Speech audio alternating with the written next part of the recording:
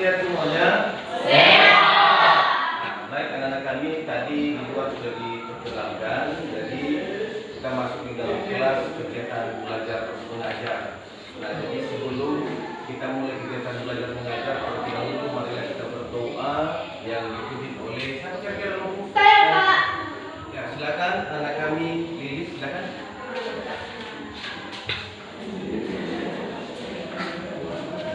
Baik teman-teman, sebelum kita mulai pelajaran pada pagi hari ini, mari kita bersatu dalam doa. Allah Bapa yang baik, kami ada di dalam kerajaan surga, segala ucapan syukur Tuhan kami panjatkan kepadamu pada pagi hari ini, di mana ada kita mengenal Bapa, yang telah mengamankan kami segala kami belajar hari ini. Ya Bapa, sebentar lagi kami akan mulai proses belajar mengajar. Kiranya Tuhan apa yang boleh dikatakan hati pikiran kami besok, supaya kami bisa mengerti dan memahami apa yang diberikan oleh Bapa untuk kami kerjakan. Kita doakan Bapa mengajarkan dalam nama Haleluya. Amin. Nah, baik anak-anak kami sekalian, seperti biasanya awal kegiatan pembelajaran kita nyanyikan lagu perjuangan pada mengerti. Jadi siapa kira-kira yang menjadi konduktor? Saya Pak. Ya, silakan Olivia.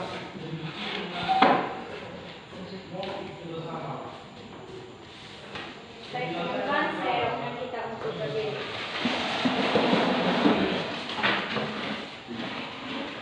Padamu negeri, 3, 2, ya. Padamu negeri kami berjanji, padamu negeri kami berbakti, padamu negeri kami mengabdi. Bagimu negeri jiwa raga kami.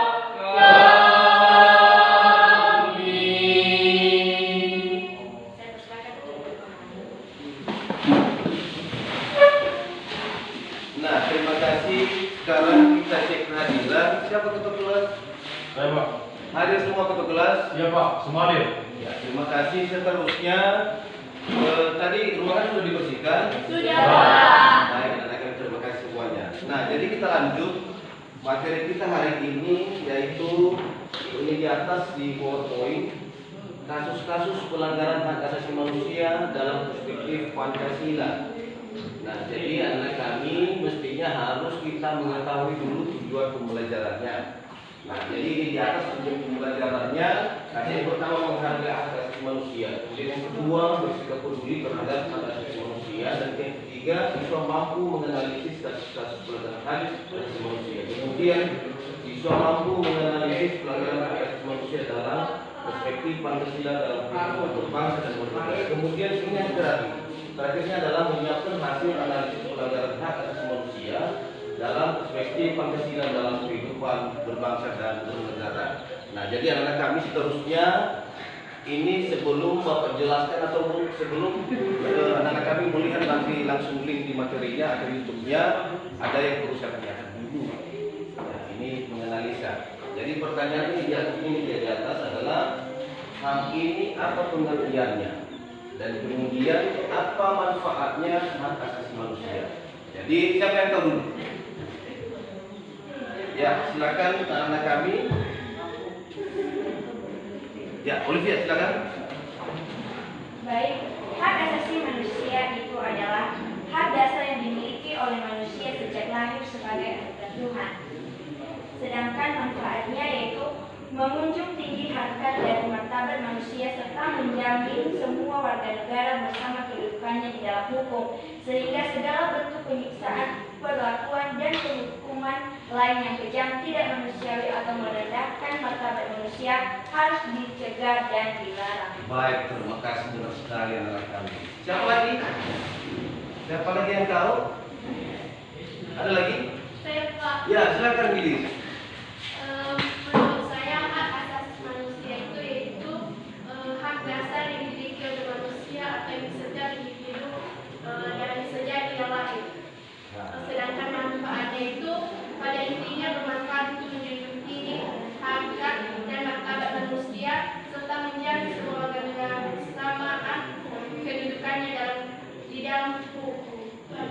Nah, baik, terima kasih.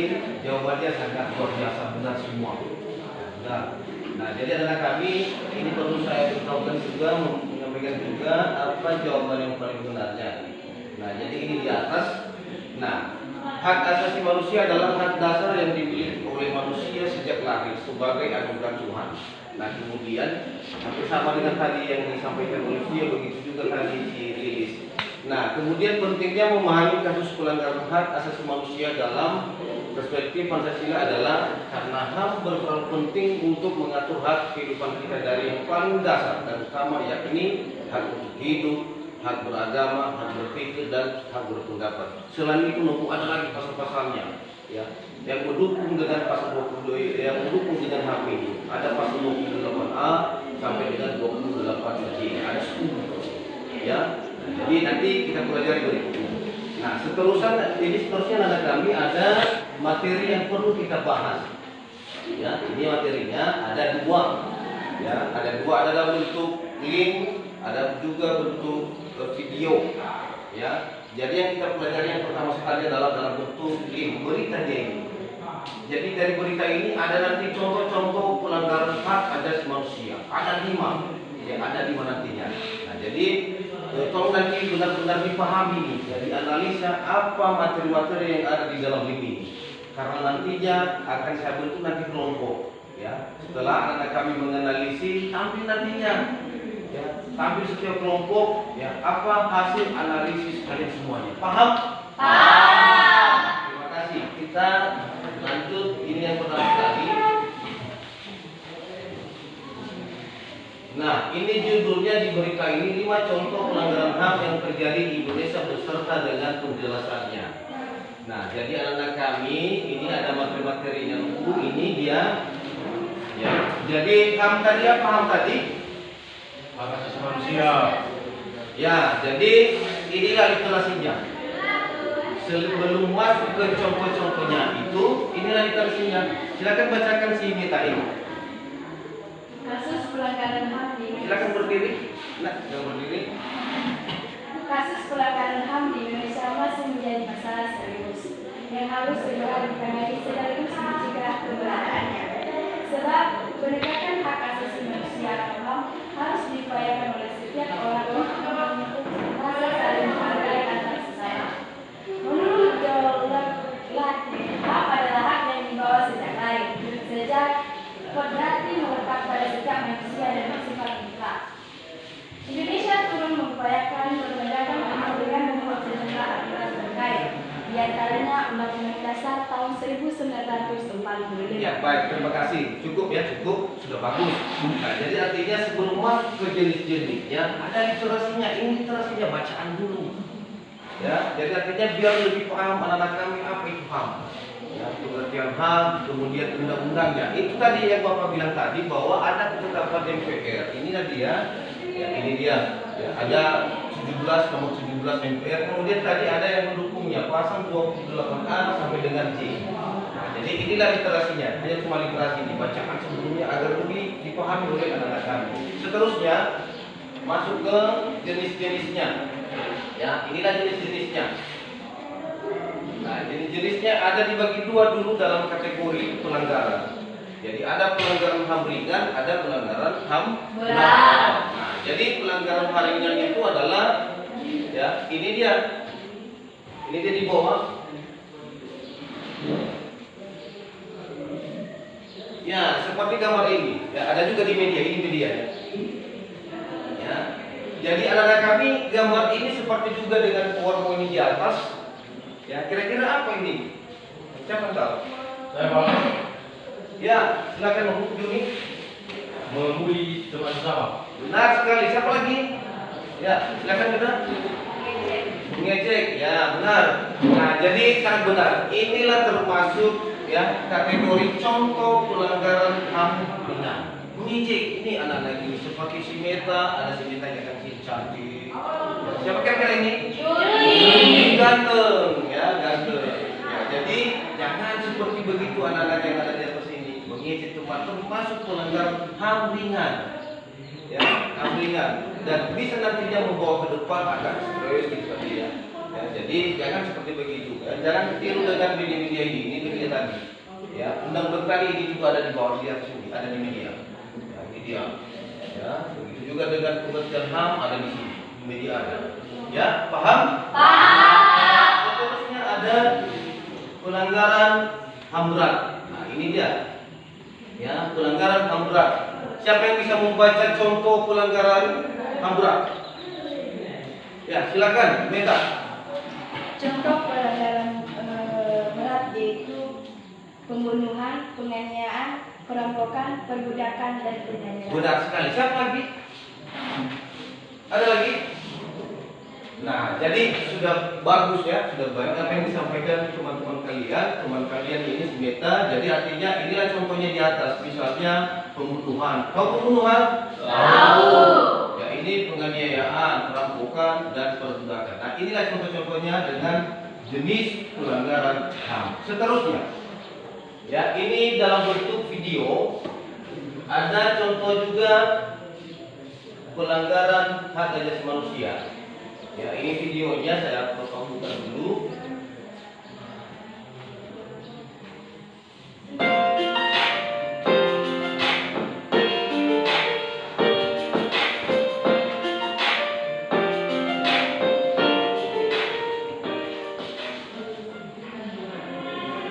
Pelanggaran hak asasi manusia atau yang biasa disebut HAM adalah perbuatan seseorang atau sekelompok orang yang baik disengaja atau kelalaian yang secara hukum mengurangi, membatasi dan menghalangi seseorang yang telah dilindungi Undang-Undang 1945. Masih banyak pelanggaran HAM di negeri ini yang belum terselesaikan secara hukum. Berikut ini adalah 4 pelanggaran HAM yang sampai saat ini kasusnya masih menjadi tanda tanya dengan belum lanjut ke videonya, silakan kalian like, share, komen, dan subscribe channel ini ya.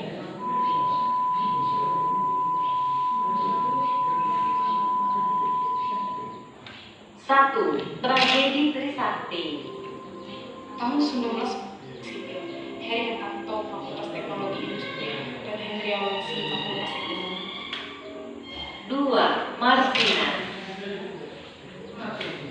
Marsina lahir di Bluening, 10 April 1969. Tiga, Munir. Munir Said Ali, lahir di Malang, Jawa Timur, 8 Desember 1960. Ia adalah seorang aktivis HAM di Indonesia. Jabatan terakhir adalah Direktur Eksekutif Lembaga Pemberantasan Hak Asasi Manusia (LHASM). Beberapa kasus yang paling liar. Muslim Tanjung Priuk. Peristiwa Tanjung Priuk adalah peristiwa kerusuhan yang terjadi pada tanggal 12 September 1984 di Tanjung Priuk, Jakarta, Indonesia. Nah, baik anak-anak kami, itu tadi contoh-contoh dalam bentuk video, begitu juga dengan link berita. Nah, jadi sekarang seperti apa yang Bapak sampaikan tadi sebelumnya, ya sudah mungkin sudah dianalisis semuanya, dan sekarang kita bentuk diskusi ya, kelompok diskusi. Nah, anak-anak kami sudah Bapak buat ini bentuk ini kelompok masing-masing diskusinya. Ini ada kelompok 1 Olivia. Nah, baik anak-anak kami, kita teruskan. Tadinya sudah Anda berdiskusi dan sekarang kita per kelompok menyampaikan hasil analisis kelompoknya masing-masing. Nah, jadi sekarang kelompok 1 ya silakan menyampaikan hasil diskusinya. Silakan. Baiklah, kami dari kelompok 1 telah berdiskusi tentang contoh-contoh pelanggaran HAM di Indonesia dan apa saja faktornya. Faktor penyebab terjadi HAM yaitu yang pertama sikap egois atau mementingkan diri sendiri. Yang kedua, rendahnya kesadaran HAM. Hal ini menyebabkan pelaku pelanggaran HAM berbuat seenaknya. Dan yang ketiga, sikap tidak toleran. Sedangkan contoh-contohnya yaitu tragedi Trisakti, kasus Merzina, kasus Munir, dan kerusuhan Tanjung Priok. Nah, baik, terima kasih. Silakan kelompok 4. Mana kelompok 4? Ya, silakan. Baik, kami akan lanjut saja faktor penyebab terjadinya pelanggaran. Yang pertama, rendahnya kesadaran HAM. Hal ini menyebabkan pelaku pelanggaran HAM berbuat seenaknya. Kedua, sikap tidak toleran. Nah, silakan kelompok 2.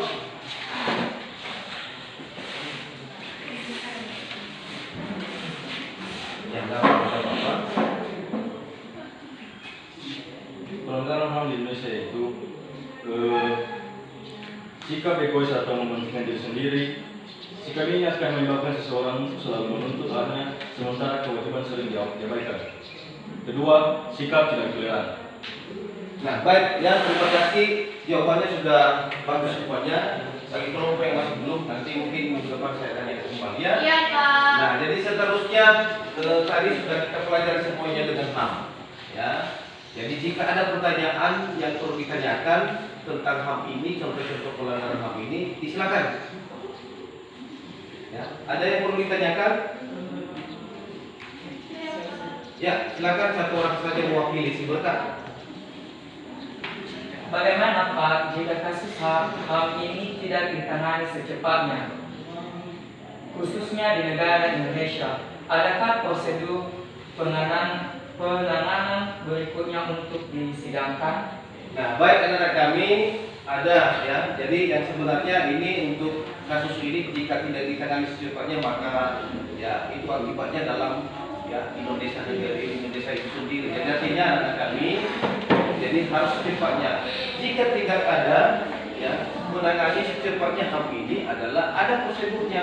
Prosedurnya adalah lanjut ke sidang ya ini lanjut ke sidang konstitusi internasional. Ya, jadi artinya ada konstitusi Indonesia ada juga, tapi kalau tidak bisa ditangani oleh negara Indonesia maka lanjut ke internasional. Jadi itu kira-kira ya sebenarnya ya. Nah, jadi itu saja untuk pertanyaan. Jadi seterusnya anak kami perlu juga saya kasih ya ulasan atau kesimpulan kembali. Nah, jadi biar lebih paham, lebih mendetail ya apa itu pelanggaran HAM ini. Jadi anak-anak kami inilah kesimpulannya. Silakan nanti bisa catat ya. Ya, Pak. Nah, jadi materi yang baru disajikan tadi HAM. Ya, hak asasi manusia itu adalah hak dasar yang dimiliki oleh manusia sejak lahir sebagai anugerah Tuhan. Kemudian ada jenis pelanggaran HAM. Itu tadi sudah disampaikan, sudah benar semua siswa-siswi kami yang sudah disampaikan tadi. Ada HAM ringan dan ada juga HAM berat. Nah, seterusnya ada faktor penyebabnya. Ya, faktor penyebabnya pelanggaran HAM itu adalah sikap egois atau mementingkan diri sendiri. Kemudian rendahnya kesadaran HAM. Kemudian sikap tidak toleran. Jadi inilah dia faktor penyebab pelanggaran hak asasi manusia. Paham semuanya? Pak.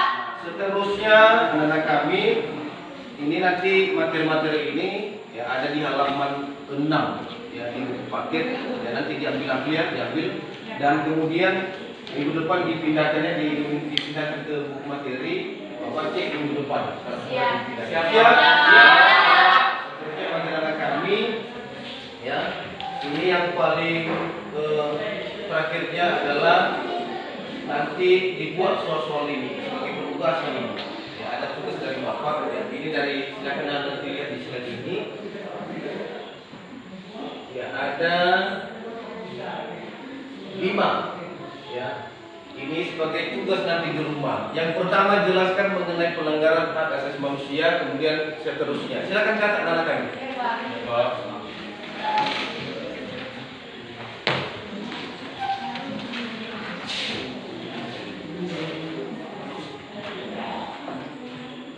Ya, sudah siap? Sudah, Pak. Nah, jadi ya kita cukupkan. Jadi anak-anak kami semuanya kita kembali berdoa. Ya, kita kembali berdoa. Jadi apa yang Bapak sampaikan hari ini, ya silakan nanti diingat-ingat minggu depan. Ya, karena Bapak juga tes lagi.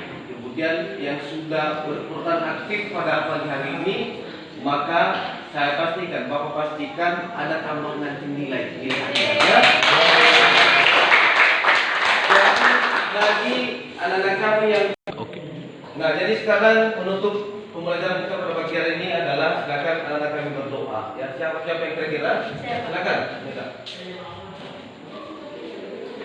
Baik.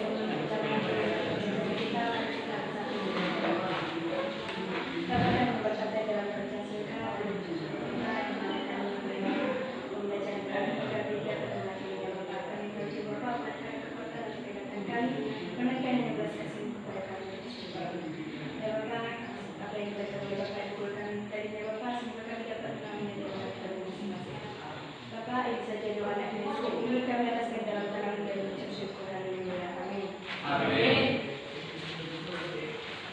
Nah, jadi itu saja kegiatan belajar mengajar kita pada pagi hari ini. Jadi mungkin nanti kalau pulang nanti di jalannya. Iya. Minggu depan jangan lupa untuk ya di bawah tugasnya. Iya. Jadi itu saja. Selamat pagi. Yahoo. Iya.